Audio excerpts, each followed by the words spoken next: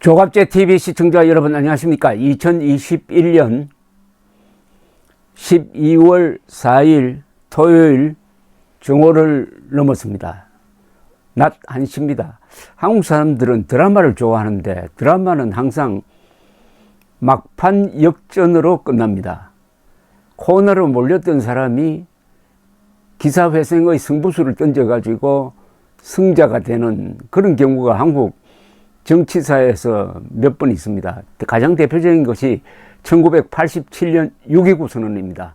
1987년 전국을 뒤흔든 시위가 한 달 동안 계속되면서 당시에 여당인 민정당의 대통령 후보로 확정이 되었던 노태우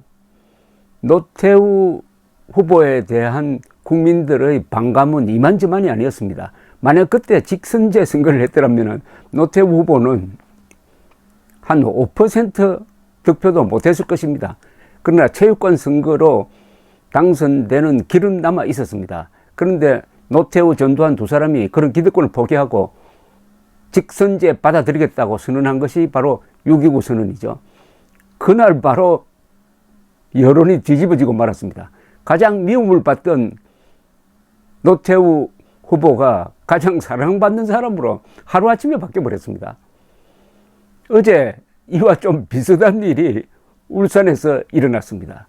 60대 윤석열 후보가 반항하는 30대 이준석 대표를 달래는 식으로, 그리고 자기도 큰 양보를 해가지고 그동안 멀리 떼어놓고 싶어 했던 김종인 씨를 원톱 총괄선대 위원장으로 모시기로 했다 하는 합의를 발표를 함으로써 어젯밤부터 오늘 아침까지 여론이 크게 지금 흔들리고 있습니다.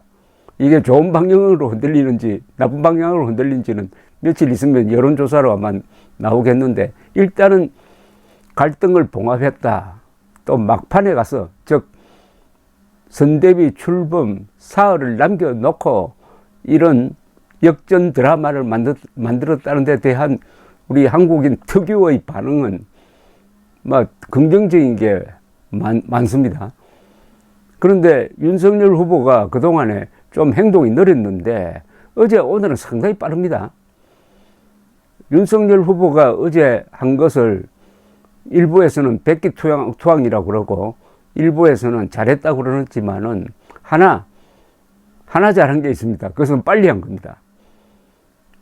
이 전쟁이나 선거에서는 뭐든지 빨리 해야 됩니다. 속전속결. 어제 그 자리에서 중요 사안을 결정해버리고, 그리고 오늘 바로 부산에서 선거운동에 들어갔습니다. 이준석, 김기현, 윤석열 이 세 사람이 같이 어깨동무하면서 선거운동하는 모습이 근사하다고 생각하는 사람들이 아마 많을 겁니다.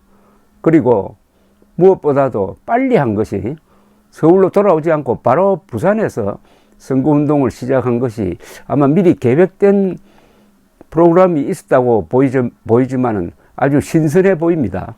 윤 후보와 이준석 대표는 오늘 부산 수영구 부산시당에서 당 선대위 회의를 열었습니다. 윤 후보는 모두 발언해서 정권 교체는 국민에 대한 의무다. 당 중심 선거운동으로 반드시 승리해야 한다고 했습니다. 여기서 당 중심이라는 점을 강조를 했습니다. 이준석 대표는 부산에서 65% 이상 지지율을 이끌어내려면 젊은 세대와 의견, 지적이 반영돼야 한다. 이준석 후보는 사진 찍고 싶으면 말씀해 주세요 라고 적힌 빨간색 후드티를 입고 회의에 참석했습니다. 자신의 빨간 후드티를 가리키며 전투복을 입고 왔다. 이걸 입고 유세에 나서겠다고 하자 윤석열 후보도 나도 입겠다며 동참 의사를 밝혔다고 합니다. 이준석 대표는 제가 젊음의 거리를 다닐 때마다 정말 젊은이들이 사진을 찍고 싶어 하는 걸 목격했다. 부산 서면에서도 비슷한 상황이 발생할 거라 생각한다. 후보 옷도 준비해 놨는데 안 입을까 봐 걱정된다. 파격적 문구를 준비해 놨다고 했습니다. 그러자 윤석열 후보가 웃으면서 무조건 입어야지라고 했습니다. 이준석 대표는 어제 김기현 원내대표와 제가 후보님을 모시고 당의 앞으로 선거운동에 대해 큰 줄기에 합의했다. 그 중에서 중요한 지점은 당 선거운동에 있어서 젊은 세대와의 소통을 늘려가고 젊은 세대가 관심을 가질 만한 정책을 홍보하는 선거 전략이다. 그러면서 윤 후보께서는 각 총괄본부마다 젊은 보좌역을 배치하는 식으로 젊은 세대의 의견, 때로는 지적이 적시적소에 반영될 수 있도록 중앙선대위를 구성하셨다라고 했습니다. 윤 후보는 오늘 회의에서 이제 6일 월요일이면은 중앙선거대책기구 출범식이 있다.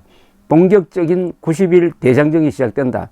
이번 선거는 우리가 절대 져서도 안 되고 질 수도 없는 선거다. 반드시 정권교체를 이루어야 할 국민에 대한 의무가 있다라고 했습니다. 김기현 원내대표는 비온 뒤에 땅이 더 단단해진다고 한다. 우리가 대동단계를 하자. 힘을 합치면 대선에서 반드시 이긴다. 그 첫바람을 PK를 비롯해 반드시 훈풍으로 만들어 나가자고 했는데 이날 회의에는 부산을 지역구로 둔 김도읍 정책위 의장을 비롯하여 서병수, 이헌승, 김미애, 박수영, 백종헌, 황보승희 의원 등이 참석했습니다. 여기 김기현 원내대표가 어제 3자 회동에 참여한 것은 잘 됐다고 생각합니다. 김기현 원내대표는 울산시장으로 있을 때 문재인 정권이 문재인의 친구를 당선시키기 위해서 그 수사기관을 특히 경찰을 이용하고 다른 정부 부처를 이용해가지고 김기현을 잡는 쪽으로 또 한쪽은 공약을 만들어주는 쪽으로 총체적 부정선거를 저질렀다가 윤석열 검찰총장의 지시에 의해서 수사가 시작되어 가지고 지금 기소되어서 재판 중에 있습니다.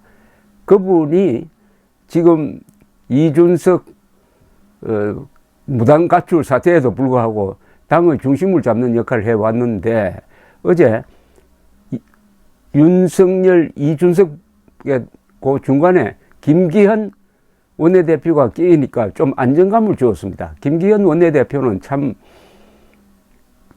아주 균형 감각이 있는 분입니다. 투쟁력도 있는 분인데 2자보다는 3자가 이렇게 모이면은 좀 싸움을 덜 하고 완충 역할을 하는 경우가 있습니다.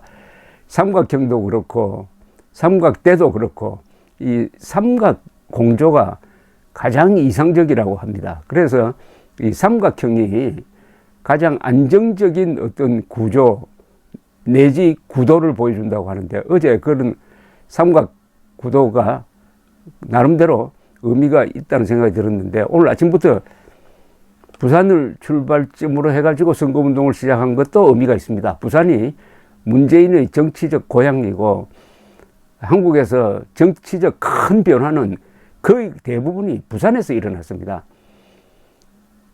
마산에서 일어난 부정선거 규탄의 바람이 부산을 거쳐 서울로 올라온 게 바로 그 4.19입니다.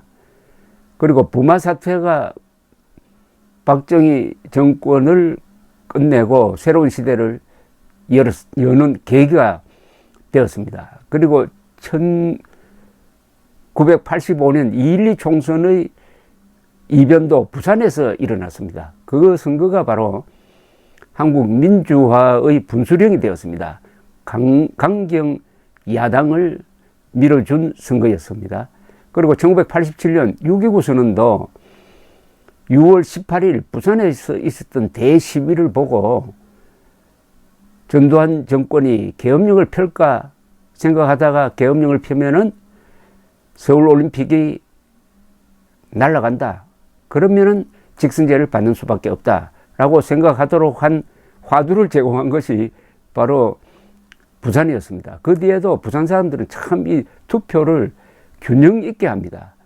무조건 지역 감정을 내세워가지고 어느 쪽을 밀어주는 그런 식으로 투표를 하지 않는, 어떻게 보면 투표를 가장 잘하는 사람들이 저는 부산 사람이라고 생각하는데, 그 부산에서 윤석열, 김기현, 이준석, 김도읍 이런 사람들이 선거운동을 같이 하는 모습, 이 사진은 그동안에 짜증내던 이 지지자들에게 상당한 위안이 될 것 같은 느낌이 듭니다. 그러나 전역 여사가 걱정하는 것처럼 김종인이 상황 노릇하는 것처럼 보이면은 이번 선거는 하나만 하다.